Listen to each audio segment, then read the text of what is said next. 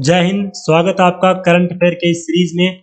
सुबह की ये क्लास जो करंट अफेयर पर आधारित होती है, इस क्लास में अपने टॉप करंट अफेयर के क्वेश्चंस जो परीक्षा की दृष्टि से अति महत्वपूर्ण उन पर बात करते हैं। तो हमारे साथ बने रहिए, तैयारी को मजबूत करते रहिए। और अगर आप चैनल पर नए हो तो सब्सक्राइब कर देना, लाइक शेयर कमेंट करना मत भूलना। तो आज का पहला क्वेश्चन, हंगरी में आयोजित विश्व डिकेट कुश्ती चैंपियनशिप में भारत की प्रिया मलिक ने कौन सा मेडल जीता है? तो कौन सा मेडल जीता है? Gold medal. हंगरी में आयोजित विश्व डिकेट कुश्ती चैंपियनशिप में भारत की प्रिया मलिक ने 73 किलोग्राम भार वर्ग में गोल्ड मेडल जीता है। उन्होंने फाइनल मुकाबले में हंगरी की सेनिया पटापोविच, सेनिया पटापोविच कहाँ की है? हंगरी की है। इसको हराकर यह मेडल क्या किया? अपने नाम किया है। तो हंगरी में जो आयोजित हो रही है विश्व डिकेट कुश्ती चैंपियनशिप, इसमें प्रिया मलिक ने क्या जीता है? 73 किलोग्राम वर्ग में गोल्ड जीता है। तो 2019 में जो पुणे में आयोजित हुए थे खेलो इंडिया खेलो गेम हुए थे, उनमें भी इन्होंने क्या किया था? गोल्ड मेडल जीता था।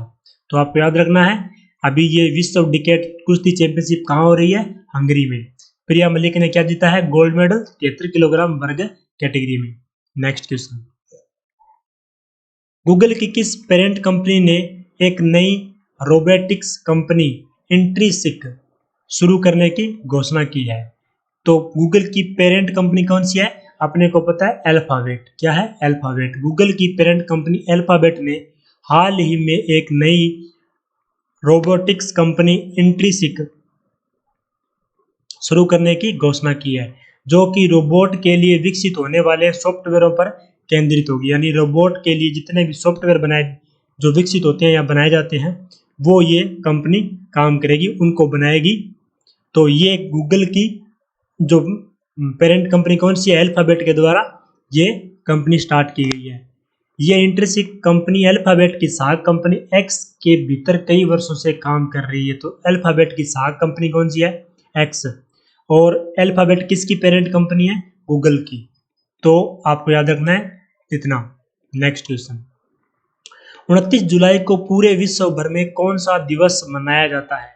तो 29 जुलाई को पूरे विश्व भर में कौन सा दिवस मनाया जाता है? अंतरराष्ट्रीय बाघ दिवस। 29 जुलाई को पूरे विश्व भर में अंतरराष्ट्रीय बाघ दिवस मनाया जाता है। इस दिवस को मनाने का उद्देश्य विश्व में बाघों के निवास स्थान का संरक्षण, विस्तार एवं उनकी स्थिति के बारे में जागरूकता को बढ़ावा देना है। देश में बाघों की संख्या लगातार बढ़ रही है। अभी ये अपनी अच्छी खबर है। हाल ही में राष्ट्रीय बाघ संरक्षण प्राधिकरण के मुताबिक कार्बेट टाइगर रिजर्व, जो जिम कार्बेट टाइगर रिजर्व है उत्तराखंड में बाघों की संख्या के मामले में ये क्या है?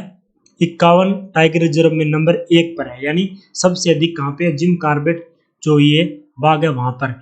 अभी T+2 जो 2020 का उप पुरस्कार था, यानी टाइगर की संख्या को डबल करने का पुरस्कार किसको मिला था? T+2 पुरस्कार किसको मिला था?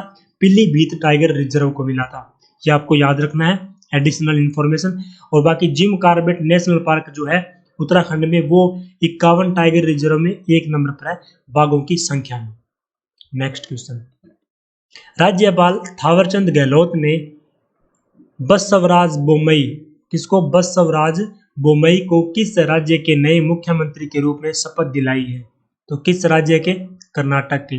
अपने को पता है कि कर्नाटक के जो पूर्व मुख्यमंत्री थे इससे पहले, BS येदियुरप्पा, इन्होंने क्या कर दिया था? इस्तीफा दे दिया था। और इनके इस्तीफे के बाद में अभी कौन बनने जा रहे हैं? बसवराज बोम्मई बन गए हैं यहाँ के मुख्यमंत्री। यहाँ के मुख्यमंत्री नए बसवराज बोम्मई।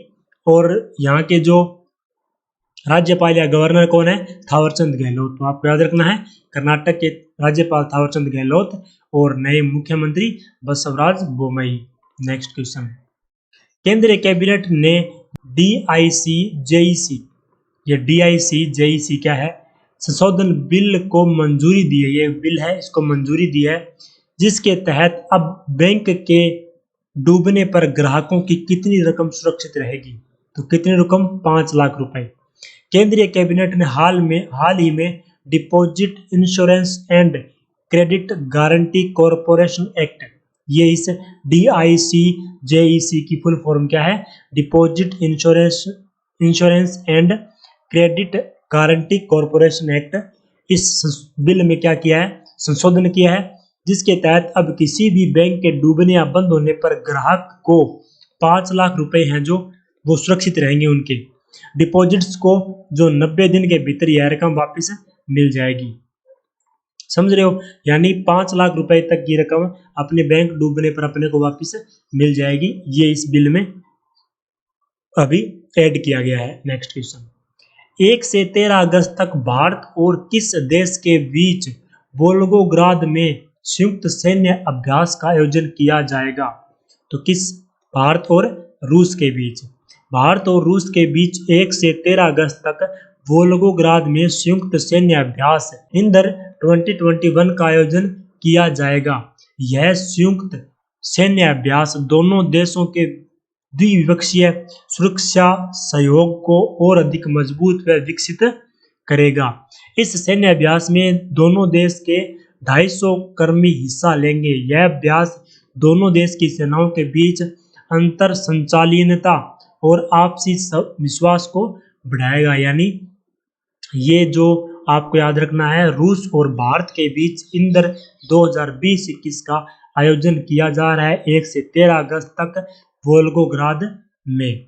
नेक्स्ट, गुजरात कैडर के IPS अधिकारी राकेश अस्थाना को किस शहर का नया पुलिस कमिश्नर बनाया गया है? तो किस शहर का पुलिस कमिश्नर बनाया गया है? इन्हें बनाया गया दिल्ली का पुलिस कमिश्नर। ये राकेश अस्थाना इससे पहले क्या थे, ये बहुत जरूरी है।